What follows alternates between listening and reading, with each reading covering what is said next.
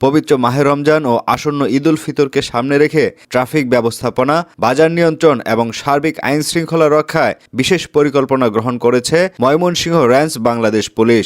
২ মার্চ police lines Mymensingh আয়োজিত এক সংবাদ সম্মেলনে ডিআইজি ডক্টর মোহাম্মদ আশরাফুর রহমান এ তথ্য জানান।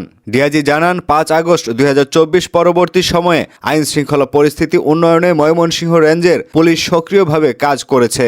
এ পর্যন্ত ১৮৪৫ জনকে গ্রেফতার করা হয়েছে, যার মধ্যে অপারেশন ডেভিল হান্টের আওতায় ৪৬৩ জন আটক হয়েছে।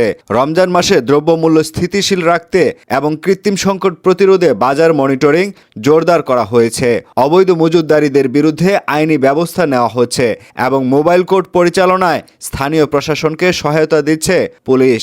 ঈদকে কেন্দ্র করে যানজট নিরসনে গুরুত্বপূর্ণ পয়েন্টে চেকপোস্ট, সিসি ক্যামেরায় মনিটরিং, হাইওয়ে পুলিশের সমন্বিত টহল ও স্বেচ্ছাসেবক নিয়োগ সহ বিভিন্ন ট্রাফিক পরিকল্পনা গ্রহণ হয়েছে। শহরে ফিটনেসবিহীন যান চলাচল, অতিরিক্ত যাত্রী পরিবহন ও চাঁদাবাজি বন্ধে পদক্ষেপ নেওয়া হয়েছে। ঈদবাজার ও জনসাধারণের নিরাপত্তা নিশ্চিত করতে বিট পুলিশিং কার্যক্রম জোরদার করা হয়েছে। চুরি, ডাকাতি, ছিনতাই প্রতিরোধে বিশেষ নজরদারি ব্যবস্থা নেওয়া হয়েছে। পাশাপাশি ধর্মীয় সম্প্রীতি বজায় রাখতে ও সাইবার ক্রাইম প্রতিরোধে সোশ্যাল মিডিয়া মনিটরিংয়ে জোরদার করা হয়েছে।